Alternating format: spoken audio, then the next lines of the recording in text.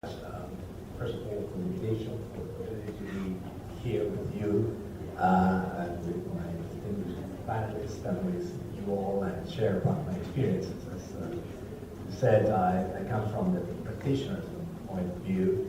I've been engaged in historic preservation for 30 years now and worked in almost all World Heritage sites in Latin America and particularly in historic centers. So just would like to request your forgiveness for the bias of all my opinions here because they're certainly by my experience. I took the title as the starting point, and I started with a very broad definition of heritage that you have there on the screen. And it's interesting because everything that we inherit is heritage. Now the question is, how much do we value heritage? And communities have different opinion about that.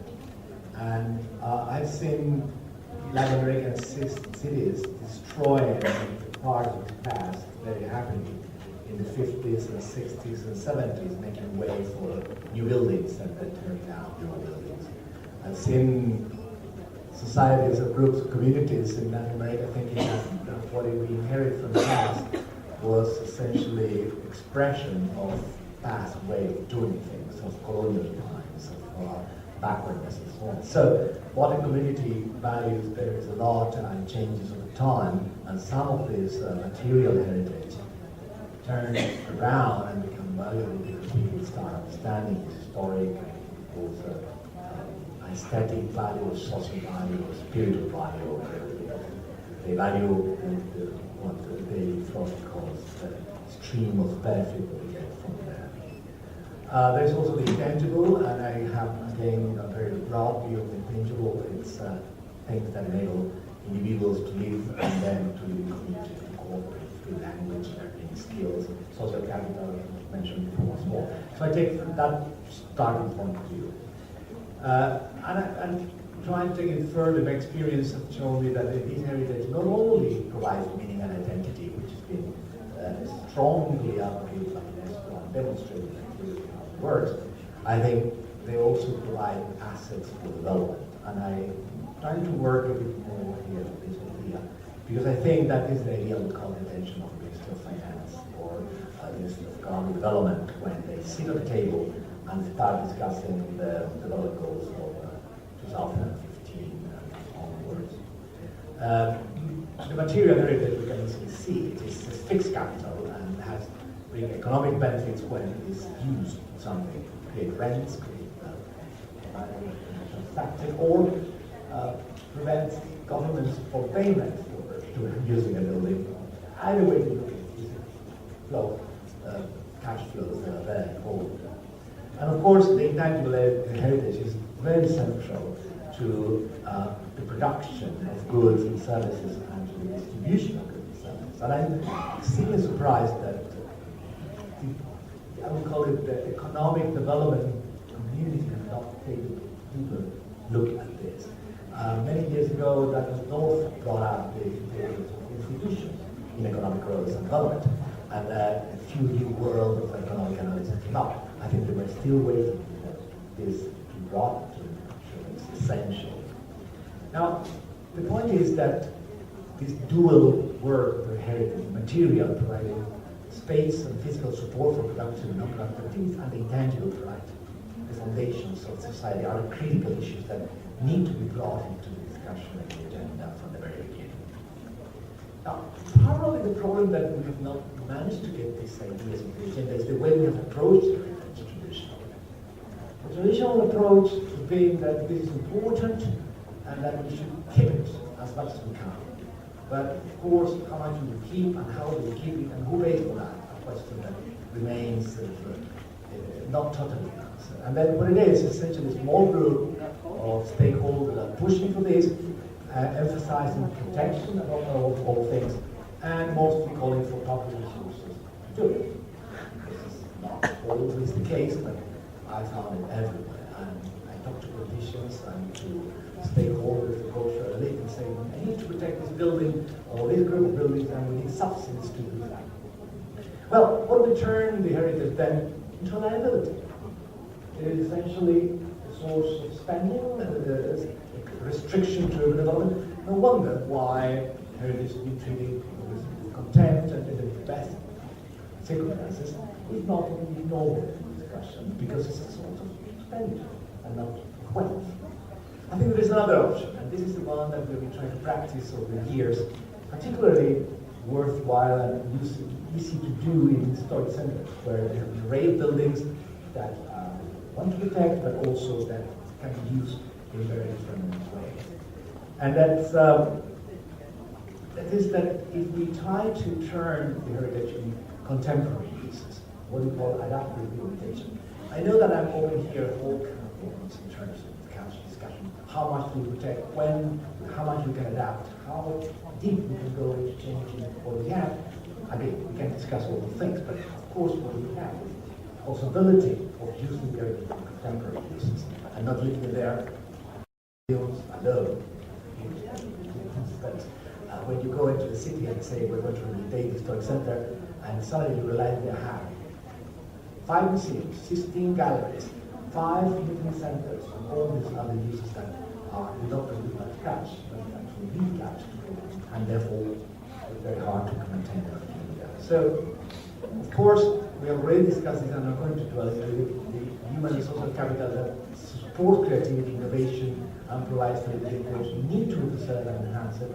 It's not that theoretically, I'm sorry, I'm going to stay now into the physical capital. The idea is that by looking at heritage this way, we turn around the idea, and heritage becomes an asset for instead of a liability.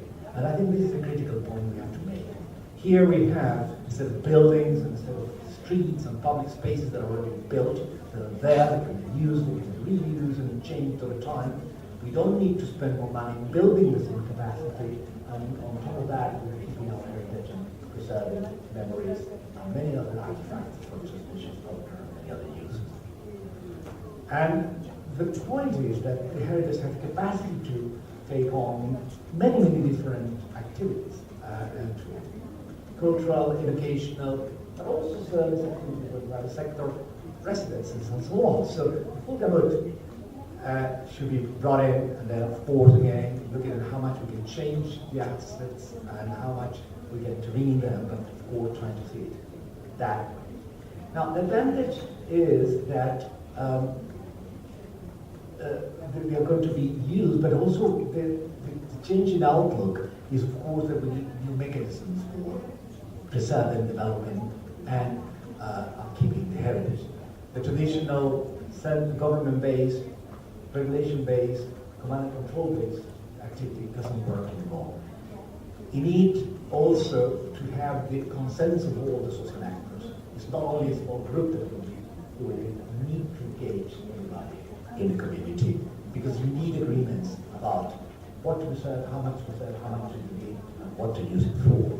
So this variety of factors you can get in is much wider than the usual cultural elites, scholars, and few enlightened individuals or entrepreneurs that are willing to give philanthropic money into it. The question is that by expanding the range of people that will be involved in discussing and interested in preserving the heritage, you attract the interest of people that will have not been in the discussion before. Of course, the whole idea would be to attract the interest of elected officials concerned with economic development, but also influential entrepreneurs and community organizations, other groups interested that could be interested in this. Now, this is also going to have an impact, in my opinion, in something we have not discussed here, which is the quality of the heritage we are producing today for future generations. And by thinking in terms of adaptive rehabilitation of the heritage we have, we can think about how we put the building today, how this could be adapted and rehabilitated for future uses. I haven't seen anything more rigid buildings than the building that we're doing today. Mall is mall, and how it is formed into anything else. But worse than that, an apartment building is just important. Buildings, little cells. What are we going to do with this? Really creating heritage. So I think that's an issue that's being, that need to be brought into discussion as well. The point is that by thinking in the heritage as lively thing, it's an asset that you are transforming and using, brings the vision of what we're doing today. The question is, the final point is that only by approaching the issue this way, we may be able to move the institutions concerned with heritage from this sort of lateral position they have in government today into the core of the institutional structure concerned with government. Here we have the institution caring for heritage. There is an institution caring for, let's say, 10% of the build space that we have in the city. So they are not marginal anymore. They become central. And I think that's another significant change in the way and the position we have in this. And finally, I'm finished with this, because we are going to be working this way, we will not be able to continue carrying on just handling everything to the government and relying on the government. A much closer and complex cooperation between the public and the private sector is required and needed. I think that those ideas may greatly enhance our chances of having heritage in the picture of the